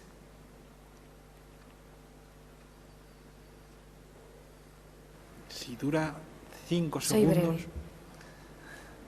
breve. Lamento ser así, pero mi función es la del látigo, ¿sí? Yo tengo una duda con respecto al Open Data, a lo que te refieres. Has puesto el caso de los presupuestos. A mí no me interesa tanto saber cuánto es el presupuesto, porque eso es público, se resume, sino dónde se gasta. Y no solo dónde se gasta, no me refiero a dónde se gasta, sino quién se beneficia de eso. Es decir, ahí incluye, por ejemplo, se va en este gobierno abierto, en este transparencia en la información a la raíz de todo, es decir, qué empresa es la adjudicataria de tal, quién es el propietario, dónde está su sede social, es decir, para mí eso es el Open Data. A mí no me interesa tanto saber cuánto es el presupuesto de sanidad, sino quién se beneficia de la adjudicación de la obra tal y cual. Sí. Sobre todo quién está detrás de esas obras. Nosotros, precisamente en Ingenio, ahora lo que hacemos es esas dos visualizaciones. O sea, en el Gobierno vasco lo que hicimos fue el perfil del contratante, para ir viendo en tiempo real las adjudicaciones. Pero con visualizaciones se puede hacer perfectamente. No solo abrir los datos, sino sacar y ver en tiempo real dónde está gastándose el dinero, el gasto real. En esa visualización también se puede ver, pero las adjudicaciones, la sede social, etcétera, etcétera, está todo lo que sea concurso público, está publicado y se puede abrir sin ningún problema. Nosotros en Euskadi lo hicimos y bueno, en Aragón se está haciendo y también existen herramientas para hacerlo en cualquier sitio. Vemos que el debate es muy interesante, incluso hay gente que quiere también preguntar, pero nos debemos a un horario, sobre todo porque al final, ¿no?, pues tenemos una clausura oficial donde las autoridades tienen un horario, ¿sí? Así que, en cualquier caso, yo te anticipo que Nagore te va a responder a la pregunta en la pausa, seguro, ¿sí? Y vamos ya a la segunda de las ponencias de esta mañana, donde también van a surgir cuestiones relativas a lo que estamos viendo de gobierno abierto y participación. ¿No? Quédate con nosotros. Sí. Tenemos ahora a Antonio Gutiérrez Rubí, ¿sí? Él es asesor de comunicación y consultor político, forma parte de las principales asociaciones, tanto nacionales como internacionales, en la materia. Es profesor de máster de Derecho en Comunicación, lo conoceréis porque es escritor también, columnista, bloguero, comunicador, ¿sí?, en distintos medios de comunicación, en El País, en El Periódico, y igual que nuestro anterior ponente, también tiene premios y reconocimientos internacionales por su labor, en este caso el premio Victory Award. Presentado el ponente, presentamos un poco la temática de lo que nos va a hablar. Nos va a hablar sobre una nueva sociedad y el manifiesto Crow. Ahí, pues a mí me resuenan los ecos aquí del libro Imperio de Negri y Hart, cuando nos hablan ahí de la multitud, de esta situación de la posmodernidad en la cual las clases sociales se desdibujan un poco, el concepto nación, el concepto posnacional de Habermas, y aparece esa multitud, ¿sí?, como una estratificación social general. Yo, sin más, para luego dar tiempo al debate, le doy ya la palabra a Antonio Gutiérrez, agradeciéndole que esté aquí con nosotros, que se haya desplazado, y les invito a todos ustedes a seguir con atención su interesante conferencia. Gracias. Buenos días, muchas gracias. Después de esta presentación en la que se os amenaza con Habermas, como mínimo os prometo que voy a ser un poco más light, no porque no sea muy interesante el pensamiento de Habermas, sino porque voy a intentar hacerlo todo un poquito más ligero. Además, también me comprometo a hacerlo más corto para recuperar el tiempo de la jornada y también para no perjudicar vuestro café, que entiendo que será a las 11. Os pediré que renunciéis un poquito al café y yo renuncio un poco a mi conferencia. Y esta es la segunda vez que estoy en el Parlamento de Extremadura. Muchas gracias por los que han confiado en mí y por la presentación. Además, estoy muy contento de estar con Nagore. Un saludo a la gente que nos sigue por streaming. Hay gente aquí, pero hay más gente fuera. Y he preparado 3 presentaciones, una que había colgado esta mañana y he hecho 2 esta mañana porque no lo tenía suficientemente claro. Entonces voy con la segunda y la tercera, pero está todo colgado en mi página y en todo caso ahí lo encontraréis. 30 años. Felicidades al Parlamento. No está nada mal. Y me gustaría empezar un poco por el lugar en donde estamos, que me parece que es una buena metáfora de lo que yo quiero hablar esta mañana. Estamos en lo que era el antiguo hemiciclo del Parlamento. Ahora está en otra sala, ¿no? Entiendo que es así. Y por lo tanto, aquí se sentaban nuestros representantes políticos. Y hoy nos sentamos nosotros. Hace unos años había discusiones políticas, hoy van a haber discusiones políticas. Antes había conocimiento, entiendo, conocimiento político, conocimiento jurídico, conocimiento legislativo y ejecutivo. Hoy va a haber también, espero que conocimiento entre la sala y los ponentes, entre nuestro diálogo y entre las conversaciones en la red.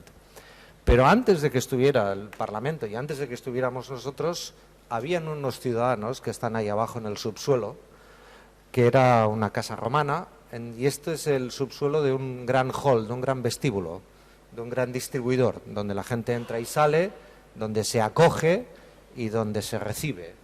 Y me parece que es una buena metáfora para empezar esta sesión, y es que estamos en la misma sala, o debería la política ser este espacio, ¿no? Un gran vestíbulo, un gran lugar de acogida, casi un espacio público, una pequeña plaza, una plaza abierta, de entrar y de salir, de encontrarse, de reencontrarse, un espacio para el debate y para la representación política y pública, y un espacio también para el diálogo con los ciudadanos. En la medida en que hayamos separado estas 3 capas, pues seguramente aquí están las pistas de lo que podríamos llamar parte de nuestra desafección política. En la medida en que juntemos esas 3 capas superpuestas, como ahora físicamente lo estamos, seguramente estamos más cerca de resolver algunos de los problemas, algunos de los desafíos que tiene la política. Yo os vengo hoy a hablar del poder político y de cómo cambia el poder en la sociedad contemporánea y cómo se construye y cómo se deconstruye. Y si después me da tiempo hablaré un poquito de la comunicación en el gobierno abierto, pero yo quiero hoy hablar sobre el tema del poder porque me parece que es imprescindible para comprender en dónde estamos, ¿no? El poder político en el sistema de representación lo tenemos los ciudadanos cada 4 años. En procesos, digamos, reglados municipales y autonómicos, en la mayoría de ellos, sabemos que es cada 4 años fijo, y en el proceso legislativo ejecutivo, pues sabemos que a veces eso puede depender de las mayorías o de las minorías, de la coyuntura política, de las decisiones políticas. En cualquier caso, somos o éramos soberanos, decisivos, cada 4 años, es decir, cada 1460 días. Es decir, una eternidad. Podíamos revalidar o no, quitar o poner, era nuestro momento decisivo. Y lo que hay que comprender es que ese momento decisivo, ese momento en donde podemos ejercer nuestra soberanía y la delegamos, ese momento que visualiza la representación política y, por lo tanto, la opinión democrática, ese momento, que debe de continuar existiendo, hoy los ciudadanos queremos vivirlo con mayor intensidad. Queremos decidir más veces, queremos opinar más veces, queremos ser decisivos con mucha más frecuencia. Que no nos es suficiente, siendo importante, esperarnos 4 años para quitar o poner, validar o rechazar. Cuando se comprende que la ciudadanía en un sistema representativo tiene un momento litúrgico, que es el electoral, pero que la ciudadanía hay un momento político, que es el cotidiano, el diario, el vivencial, se comprenden bastantes cosas. Yo quiero hablar un poco de estos elementos. Mirad, el sistema de representación, la delegación soberana, se basa en unos principios sencillos. Los ciudadanos no tenemos tiempo para dedicarnos a las cosas públicas y, por lo tanto, escogemos a alguien que se dedique. Pedimos que nuestros representantes se dediquen su tiempo, a dedicarse a lo público. Por lo tanto, no tenemos tiempo. Tenemos nuestra vida, nuestros problemas, nuestra familia, nuestro trabajo, nuestro paro, pero no tenemos tiempo.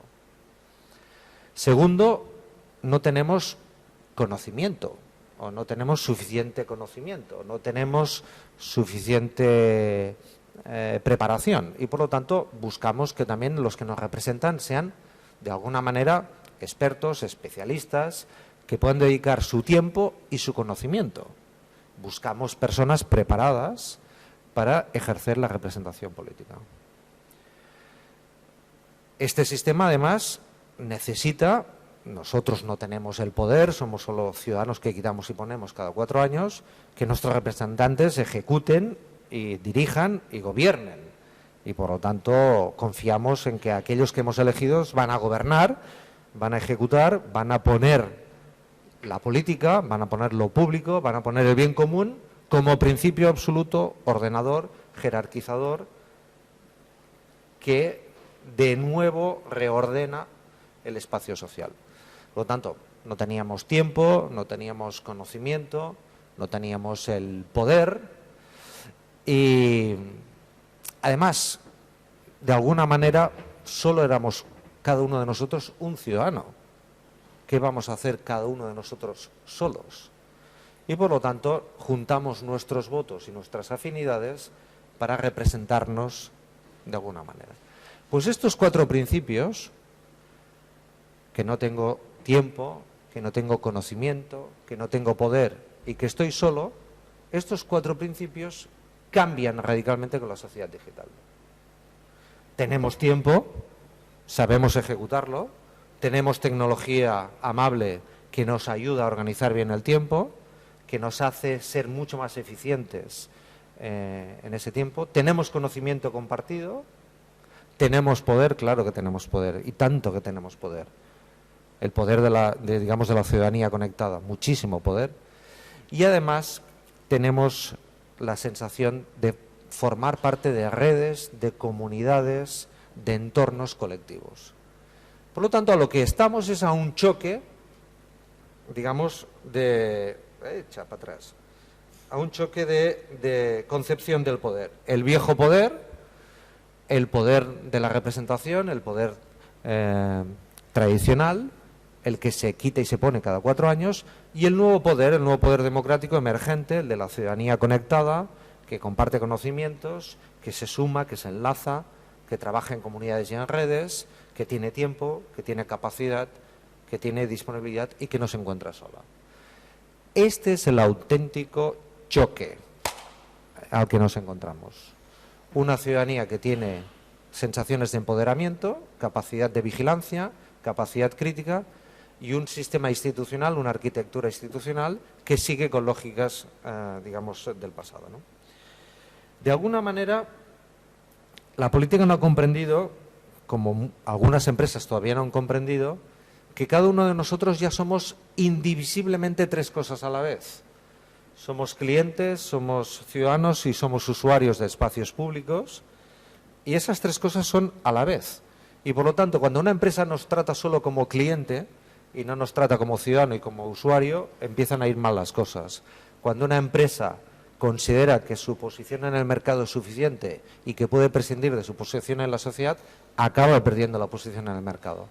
Pues esto es un poco lo que nos está sucediendo, que buena parte de las empresas, las más lúcidas ya lo hacen, pero mayoritariamente buena parte de la política, de nuestra arquitectura institucional, no comprende nuestro nuevo empoderamiento ni nuestra dimensión, que ya no solo ser elector cada 4 años, sino ciudadano cada día, y nuestra capacidad de incorporación y de debate, ¿no? La segunda cosa que está un poco en juego es comprender cómo se construye hoy el espacio público o la gobernabilidad de lo público, ¿no? Hemos asociado lo público a las competencias de las administraciones. Es como si lo público acabara donde acaba, o la competencia o el presupuesto. Pues no. Hoy ya no podemos concebir solo lo público como el espacio, compacto, que coincide exactamente con la competencia o el presupuesto. Primero, porque la complejidad de la realidad nos obliga a resolver los problemas de otras maneras, más allá solo de las competencias públicas, y porque además no tenemos suficiente dinero para poderlas ejecutar. Por lo tanto, una manera de comprender el espacio público y el espacio político es ver ese espacio como un espacio de integración, un espacio híbrido, un espacio de diálogo, de interacción entre administraciones, todo tipo de corporaciones públicas y privadas y ciudadanos, organizados o no, de manera formal o no formal. Cuando se comprenden estos principios, esta larga introducción que os estoy diciendo, se comprende, a mi juicio, la nueva cultura política a la que nos enfrentamos y de la que emana, que es como la fuente primigenia de lo que hoy es el gobierno abierto. ¿Cuál es esta nueva cultura política? ¿Qué características tienen? ¿Cuáles serían, digamos, los ítems fundamentales? El primero, muchos ciudadanos ya consideran o consideramos que los partidos políticos ya no son los únicos receptores privilegiados, el único espacio, legitimado y privilegiado para la acción política. Hay muchos ciudadanos que hacen política y no están en partidos ni en sindicatos. Hay muchos ciudadanos que hacen acciones de naturaleza política y que no están ni intermediadas ni privilegiadas por los instrumentos tradicionales que son reconocidos en la Constitución española como partidos y sindicatos, que también reconoce la participación directa de los ciudadanos, valga el apunte, lo digo porque no os penséis que la única manera de participar políticamente reconocida en la Constitución española es a través de los partidos y a través de las estructuras institucionales, sino que permite la Constitución reconoce la participación directa, ¿no? Por lo tanto, hay un primer dato, y es que hay un momento nuevo en donde los partidos y los instrumentos tradicionales de la acción política han perdido el privilegio de la acción política y la exclusividad patrimonial hiperlegitimada de la acción política. Y esto genera nuevos actores políticos, nuevos desafíos políticos, nuevos instrumentos políticos. Hay mucha gente que siente que debe de participar de lo público y de lo político, pero no va a ir a una reunión de una asamblea local el viernes a las 7 de la tarde, porque o no está dispuesto a fidelidades de culos y brazos de madera, o porque piensa que puede hacer otras cosas de otra manera, con mayor creatividad, con mayor horizontalidad, cambiando las cosas. Por lo tanto, señores políticos, señores representantes, son nuestros representantes legítimos, háganlo lo mejor posible, deben de saber que nosotros ya tenemos tiempo, conocimiento, no estamos solos y podemos, y por lo tanto les podemos vigilar, les vamos a exigir, pero ya no son los únicos actores políticos de la política. Ya no son, en todo caso, los únicos actores privilegiados, exclusivos y patrimonialmente centrales, hegemónicos en la acción política. Nos va bien esta dosis de humildad, sobre todo a los representantes públicos, pienso. Y nos va bien esta nueva relación más dinámica, mucho más exigente, más allá de los 1460 días. Por lo tanto, un dato importante. Esto es lo que inspira, esto es uno de los pilares, digamos, del gobierno abierto. La gente quiere participar, quiere colaborar, quiere primero información para poder construir su destino más allá de la decisión legítima que dio hace 4 años para poner al alcalde de Bilbao o no. Quiere seguir opinando. ¿Y por qué lo queremos hacer? Porque de alguna manera hay 5 desafíos a los que la política hoy no está cubriendo suficientemente bien. El primero, el de la selección de personal. Con todos mis respetos, creo que la mayoría de los ciudadanos podemos pensar, incluso los representantes políticos, incluso los militantes políticos, incluso los dirigentes políticos, que alguna cosa no está funcionando en la selección de personal. No sé si estamos escogiendo a los mejores, no sé si estamos generando suficientes ambientes meritocráticos, no, pero hay un problema de selección, un problema de selección, de capacitación. Segundo, evidentemente hay un problema de gestión. Nuestros dirigentes políticos, representantes legítimos, están teniendo dificultades en la gestión de lo público y de lo político, en buena parte porque la política está retrocediendo y porque la política ya no es la última palabra a veces en muchos escenarios. Y por lo tanto, un retroceso de la política y un déficit de gestión de la política hace que nuestros representantes en ese punto de la gestión tengan dificultades. Tercero, la interpretación de la realidad, y esto me parece que es bastante incuestionable. Cuando no se conoce bien la realidad y cuando no se interpreta bien la realidad, no se la puede ni representar ni dirigir. Y una parte importante de los problemas que estamos viendo en la selección de personal y en los partidos políticos de las instituciones es la incapacidad de comprender, de interpretar los movimientos subterráneos, el subsuelo de nuestra sociedad y las nuevas arquitecturas, las nuevas estructuras de poder, las nuevas emancipaciones, los nuevos ritmos de la sociedad contemporánea. Por lo tanto, hay un problema de interpretación. Cuarto, un problema de representación que afecta a la ética y a la forma y a los comportamientos. Las formas son fondo en política y, por lo tanto, la representación está cuestionada. Y quinto, la capacidad propositiva. Con respeto, pero creo que honestamente podríamos aceptar que estos 5 problemas por parte de nuestra arquitectura institucional y en particular por parte de nuestros dirigentes políticos y por parte de los partidos y de los políticos son reales. Hay un problema en la selección, hay un problema en la gestión, hay un problema en la interpretación, hay un problema en la representación y hay un problema en la propuesta. Pues si hay todos estos problemas, hay 2 opciones: o seguir al tran-tran y esperar que cada 4 años los ciudadanos nos quitan o nos pongan, que hayan alternancias o que hayan alternativas por alternancia o que hayan alternativas por otro tipo de propuesta, pero en todo caso, o bien incorporar el talento, la capacidad de diseñar procesos de codecisión, de cogestión, de colaboración con la ciudadanía para incorporar mucho más del talento ciudadano y del talento de los usuarios de los servicios públicos a la resolución de los problemas. Si no, el viejo poder, el poder tradicional, el poder que siempre ha estado asociado a los atributos del tamaño de los recursos y de la fuerza, es decir, el poder que siempre ha asociado a que es fuerte y tiene poder, el que es grande, el que tiene muchos recursos y el que además tiene mucha estructura y tiene mucho organigrama, no entenderá el nuevo poder.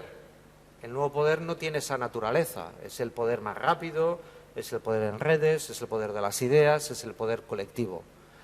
Ese choque entre el viejo poder y el nuevo poder está situando el choque de la legitimidad de nuestras instituciones políticas, porque están situadas mayoritariamente en el viejo poder y no en el nuevo emergente, ¿de acuerdo? Y por lo tanto hay un choque importante, estético, un choque conceptual, un choque político, un choque, digamos, de visión, de ideas, etcétera, ¿no? La política es fundamentalmente analógica y nuestra sociedad es profundamente digital. Cuando digo profunda, es profundamente digital. Más teléfonos móviles que ciudadanos en España, vamos a la convergencia un móvil, un ciudadano en todo el mundo, un 40% de ellos están ya rozando el 3G, vamos a situaciones por las cuales, Nagore, que es consultora del Banco Mundial, lo sabe perfectamente, a ciudadanos con un dólar de renta al día o con $2 de renta al día, les preguntas qué es lo que más necesitan en su vida, te dicen un teléfono móvil. Es decir, la tecnología no llega como consecuencia del desarrollo, sino como motor del desarrollo. Y por lo tanto, hay una nueva sociedad conectada, global, One World, que desdibuja fronteras, que reestructura relaciones y que estructura comunidades en base a intereses, conocimientos y preocupaciones, y mientras nuestras instituciones continúan siendo fundamentalmente analógicas desde el punto de vista estructural. Como son analógicas, son verticales y chocan con una sociedad cada vez más horizontal, cada vez más en red.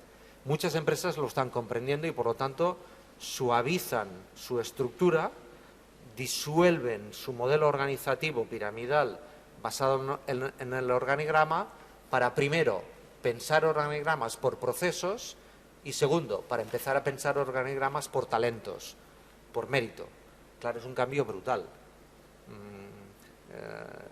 Me organizo en función de que en este momento, para este proceso, esta es la persona que más sabe dentro de mi organización y por lo tanto es la número 1, aunque en el organigrama sea el 14.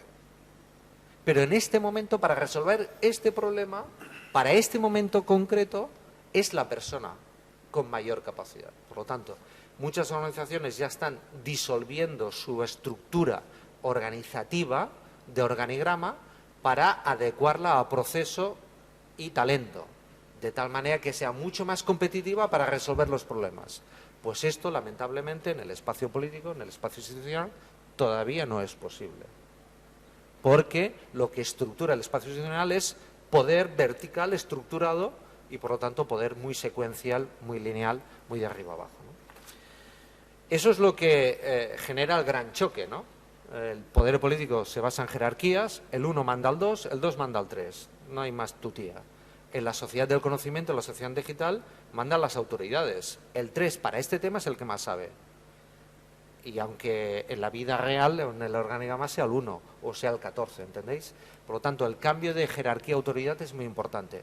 El ejemplo máximo de esto sería cómo funciona un buscador. Cuando vosotros ponéis en el buscador vuestro nombre, el nombre del presidente de Extremadura o el nombre de la empresa en la que estáis trabajando, la que queréis trabajar, el buscador no tiene ni idea si es el presidente, si es una empresa o si sois vosotros. No sabe nada. O sea, no os penséis que cuando pongáis Antoni, el buscador sabe que es una persona. No tiene ni puta idea. No sabe si soy un mueble o una maderita o una corporación. No sabe nada de mí, solo sabe dónde estoy en el primer momento. Y por lo tanto, predictivamente me dice, ¿estarás buscando a Antonio Machado porque ha identificado esta IP? O Antonio Banderas porque ha identificado este momento y esta IP. O estarás buscando, ¿sabes? Antonia San Juan. Esto es lo que está buscando. Eso es lo que me dice el buscador. Quiere anticiparse, solo sabe dónde estoy. Pero cuando hago Enter, sabe lo que valen esas palabras para los demás. Sabe lo que vale el nombre, tu nombre para los demás, sabe lo que vale el nombre del presidente de Extremadura para los demás, sabe lo que vale el nombre de vuestra empresa o la que queréis trabajar para los demás. Es decir, la ordenación, la estructuración, la presentación de resultados no depende de quiénes sois, sino de lo que valéis para los demás, de lo que representáis para los demás. Esa metáfora de cómo funciona el buscador es la metáfora máxima de la sociedad digital. Por eso seguramente el buscador es de todas las herramientas, de todas las tecnologías, el que más ha, digamos, sacudido nuestra sociedad. Porque su estructura no es jerárquica, es por autoridad. No es vertical, es horizontal. ¿Entendéis? No es del viejo poder, es del nuevo poder. Entonces, comprender esto es fundamental para, digamos, entender bien los principios del gobierno abierto. Sin estos principios es difícil comprender lo otro. Son estos los principios los que están cambiando las mentalidades, las visiones, y sobre los que el gobierno abierto actúa como una oferta, como una respuesta adecuada a esta dinámica, a este cambio cultural y profundo. Nuestras estructuras políticas tradicionales son radiales y centralizadas, y la sociedad se mueve en red. Son fundamentalmente naturaleza cerrada y eso les lleva a ser opacas y por lo tanto estancas, mientras que la mayoría de las cosas que nos importan son abiertas, de naturaleza transparente, híbridas o al menos, digamos, flexibles, viscosas, ni estancas ni cerradas, ¿no? En la cultura tradicional de la política lo que se mueven son las consignas. Hay que repetir, hay que decir lo que hay que decir, lo que toca, lo que conviene, lo que se manda. En la sociedad digital, ¿no? A quien repite que se queda fuera. Solo haces retweet cuando tienes una idea de otro que te interesa y que valoras, no por quien la diga, afortunadamente, sino por el interés que tenga. Por lo tanto, es un choque entre consignas, entre ideas cerradas, empaquetadas y ideas abiertas, ¿no? La cultura tradicional política es finalista, mientras que en buena parte la cultura política nueva es como las semillas.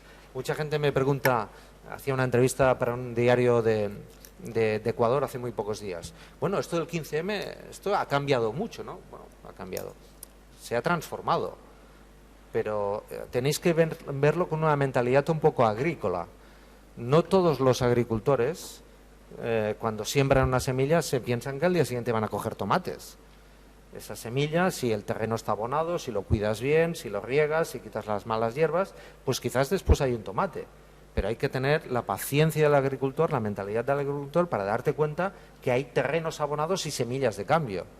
Hoy, sin lugar a dudas, más allá de la evolución o no de las fórmulas organizativas o de las propuestas de lo que sería el ecosistema del 15M, el impacto cultural, el impacto, digamos, en la visión, el impacto en la creación y articulación de valores, de ideas y de principios del 15M es una semilla de cambio de cojones, o sea, es muy importante. Por lo tanto, la nueva política no es tan finalista, no es tan rápida a veces, pero en cambio actúa como una levadura, como un terreno, digamos, muy fértil, en donde pueden aparecer muchas cosas y conceptos como el gobierno abierto u otros, ¿no? La tradición de la comunicación, de la publicidad convencional es la propaganda. Y quiero advertiros para políticos e instituciones que cada vez hay que gastar más dinero para garantizar una tasa de retorno que cada vez es menor.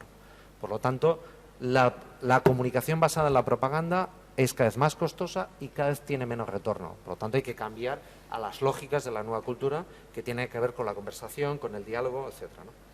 Cultura política tradicional se prima la fidelidad. Eres fiel a una persona, haga lo que haga. Eres fiel a una estructura, a una familia, a un cuerpo, digamos a un sector por encima de cualquier otra consideración. En la cultura abierta, en la cultura política abierta, eres fiel a unos compromisos y por lo tanto prefieres las causas que las casas. Esto es lo interesante. En la nueva cultura digital, la acción política es por causas. No te pregunto de dónde vienes, no te pregunto quién eres, de qué partido eres, sino qué causa compartes conmigo para este tema. ¿Estás de acuerdo en esta petición en Change? No me importa quién eres, no me importa si eres de mi partido, no me importa si eres un votante como yo. Me importa si compartes en ese momento esta preocupación. Por lo tanto, no te miro hacia atrás, te miro hacia adelante. No te pregunto de qué casa vienes o a qué casa tengo que ir, sino qué causa vas a defender. Conceptos muy importantes. En el sistema tradicional son sistemas y esto es más cerca de un concepto de ecosistema, en donde hay un ambiente, un clima, una atmósfera, en donde es posible que florezcan determinadas cosas, ¿no? El sistema tradicional explota el electorado, la marca, las ideas. La nueva cultura digital, la nueva cultura política en red, explora. Es una letra solo diferencia entre explotar y explorar, pero es una letra fundamental. No es lo mismo explotar una marca, un electorado, un modelo, una cosa propietaria, jerárquica y vertical, que explorar relaciones, contactos, etcétera, ¿no? De alguna manera es pasar de las masas amorfas a las multitudes en redes inteligentes. Esto es un cambio extraordinario, de eso va el libro Manifiesto Crowd. Esa pequeña R de diferencia entre explotar y explorar es, a mi juicio, la auténtica revolución en estos momentos. Y nada, lo dejo aquí, pues si no, no cumpliré mi palabra. Acabo solo con esta reflexión. El gobierno abierto no es tecnología, como ya habéis visto. ¿Ahora ha venido la voz? ¿He estado todo el rato a pelo? Ah, vale. No es tecnología, es nueva cultura política. En la medida en que se acerque a estos principios de nueva cultura política, encontrará soluciones. En la medida en que se aleje o sea simplemente una pantalla, una máscara tecnológica para tapar la vieja cultura política, fracasará. Y esto es un poco el gran desafío en el que estamos. Nada, lo dejo aquí. Solo he podido hacer una de mi presentación, pero bueno, así cumplo mi palabra y podemos ir todos a tomar un café y ya está. Bueno, muchas gracias.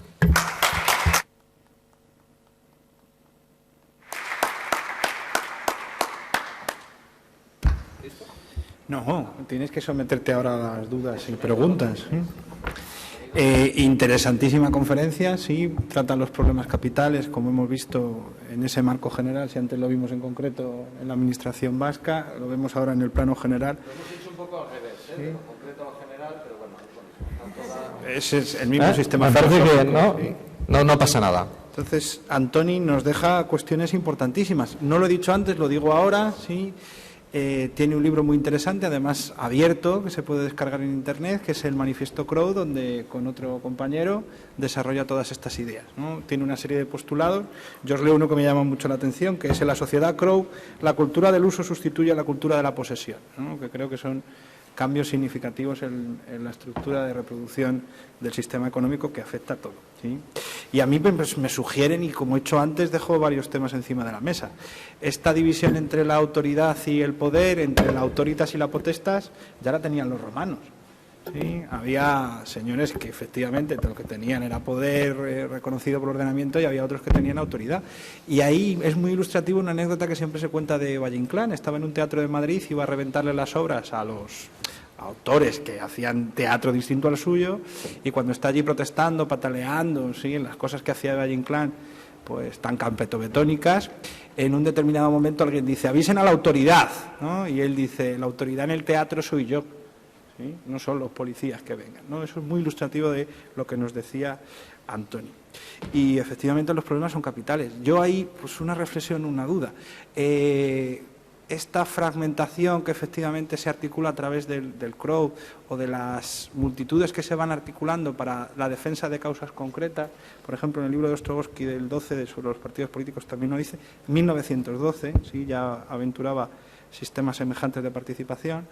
Claro, a mí me suscita, y voy a aprovechar que soy el moderador para plantear la primera cuestión: ¿qué pasa en la ausencia de proyectos generales como los solos que nos venían poniendo encima de la mesa los partidos políticos, donde nos daban una visión, o trataban de darnos una visión general de todos los problemas? Porque claro, si ahora nos vamos articulando solamente para distintas cuestiones en las cuales tenemos interés, esta continua rearticulación de crowds o de masas, se puede poner un poco en riesgo esos proyectos generales o esas visiones amplias, ¿no? Como reflexión encima de la mesa y por hacer un poco de debate, ¿no?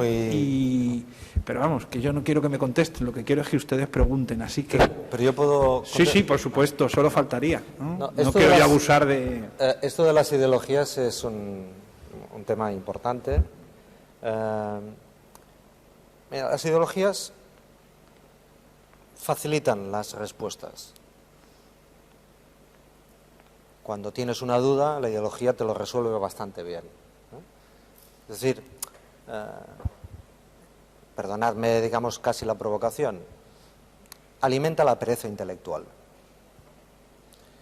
Yo prefiero las preguntas, y creo que estamos en un momento de preguntas, y por lo tanto quiero tener, más que ideologías, principios políticos, criterios políticos, visión política, pero no quiero una ideología a la que tengo que consultar rápidamente para tener la respuesta adecuada, la normalizada, la correcta, la coherente, la compartida con los otros que comparten mi ideología, que me impida, digamos, pensar, tener criterio propio, disidencia, hacerme preguntas e incluso, evidentemente, contradecir y tener dudas.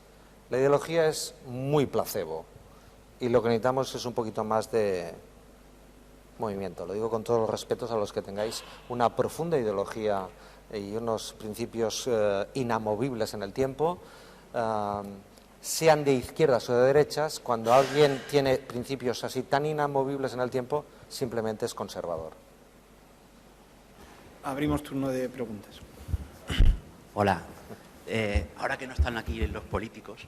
Vaya, hombre, yo pensaba que estaba llena la sala. Sí, pensaba que estaban todas las fuerzas políticas. Vale, ahora que no están aquí los políticos, porque no ninguno, me parece, entonces voy a aprovechar... Están en streaming, lo están viendo. Bueno, voy a aprovechar... Estoy seguro que lo están viendo en streaming. Voy a aprovechar para hacer autocrítica como ciudadano, ¿no?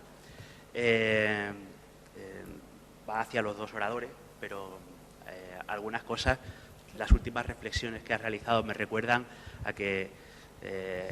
como decía Marco Aurelio, el que sabe lo que ha pasado, sabe lo que está pasando y sabe lo que va a pasar. Y estamos reinventando la rueda, como ha dicho la anterior oradora. Ponte un poquito aquí más. Sí, estamos reinventando la rueda yo recuerdo cuando hablaban de presupuestos participativos. Y te estoy hablando de hace la friolera de 10 años. Y la pregunta es, ¿participan los ciudadanos o solo participan cuando tienen problemas? Porque hay normas que permiten que los ciudadanos participen. En legislación ambiental hay muchísimas posibilidades de participación, en la elaboración de normas tributarias también, incluso en los ayuntamientos. Me gustaría saber cuántas alegaciones realizan los ciudadanos cuando les sube el IBI su ayuntamiento. Me gustaría saber cuántas alegaciones realizan los ciudadanos cuando van a realizar una planificación ambiental de una zona, salvo los ecologistas. Porque resulta que cuando ves expedientes administrativos o cuando llegas a un proceso judicial y ves la participación ciudadana es casi cero, porque cuando hay una organización ambiental de una zona solo se quejan los propietarios y a lo mejor, yo qué sé, pues una asociación ecologista determinada o una asociación que está en contra de un proyecto determinado, una plataforma. Yo recuerdo que había un periodista que decía que teníamos que estar preparados para leer el periódico. Y yo creo que como ciudadanos deberíamos estar también preparados para abordar los temas públicos. Y hay un poco de desidia, y esto ya es una queja, luego te hago la pregunta. Hay un poco de desidia, sí, hay un poco de desidia por parte de los ciudadanos desde el punto de vista de querer participar cuando las cosas le van bien. ¿No podemos hacer también algo de autocrítica y no solo decir que los políticos tienen que ir a buscar a los ciudadanos, sino que los ciudadanos tenemos que responsabilizarnos de participar en los asuntos públicos?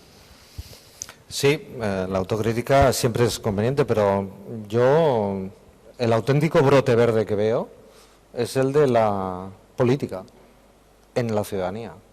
O sea, los brotes verdes que veo es de gente que quiere empoderarse de su destino, que cree que no es suficiente con lo que hay, ni con la representación, ni con nuestra arquitectura institucional, que quiere cambios. Donde veo brotes verdes es en la política, afortunadamente, y por lo tanto creo que disponemos de una tecnología que cambia tres cosas a la vez: nuestra manera de comunicar, nuestra manera de organizarnos y nuestra manera de crear talento. Nunca habíamos tenido una tecnología tan potente y tan completa. En términos históricos, nunca. Es decir, en los teléfonos móviles tenemos mucha más tecnología que la que utilizó el ser humano para ir a la Luna. En fin, no os imagináis el enorme trasto que llevamos encima de en la mano, ¿eh? Es decir, una herramienta potentísima en términos históricos, ¿no? Por lo tanto, son tecnologías que facilitan tener tiempo, tener capacidad, tener comunidad, tener decisión, tener, capacidad de incidencia, de vigilancia, de observancia. Yo lo que veo son brotes verdes en la política. ¿Qué saldrán? ¿Tomates o berenjenas? ¿Sabes? Todavía no lo sé, pero que, en fin, que hay una gran emergencia, digamos, de actividad política, y es cierto que el sistema de representación ha sido cómodo para todos. Nos iban bastante bien las cosas a todos y os teníamos en las instituciones. No jodan mucho, no molesten mucho, no, ¿sabes? Que cada uno va un poco a lo suyo, ¿eh? O sea, era bastante cómodo.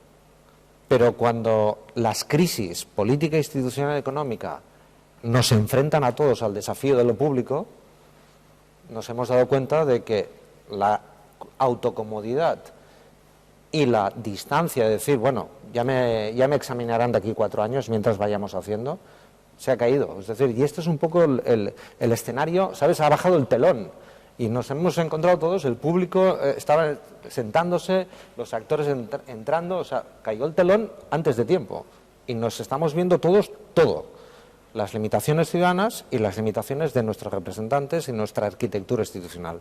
Y creo que tenemos que volvernos a situar en el teatro político, en la acción política, en el debate político, con nuevos protagonismos, con algunas humildades, con nuevas competencias, con nuevas responsabilidades. Me parece que esto es imprescindible. Por lo tanto, es cierto, ha sido cómodo y ha sido confortable, y es cierto que la gente durante mucho tiempo pasó de política porque era relativamente cómodo resolverlo solo en el periodo electoral, pero lo que veo ahora es una emergencia de interés político, de dinámica política, de preocupación política, que se expresa de maneras muy diferentes, de las plazas a las redes, de lo enérgico y de lo cabreado a lo reflexivo, del bipartidismo al no bipartidismo, se expresa de muchas maneras.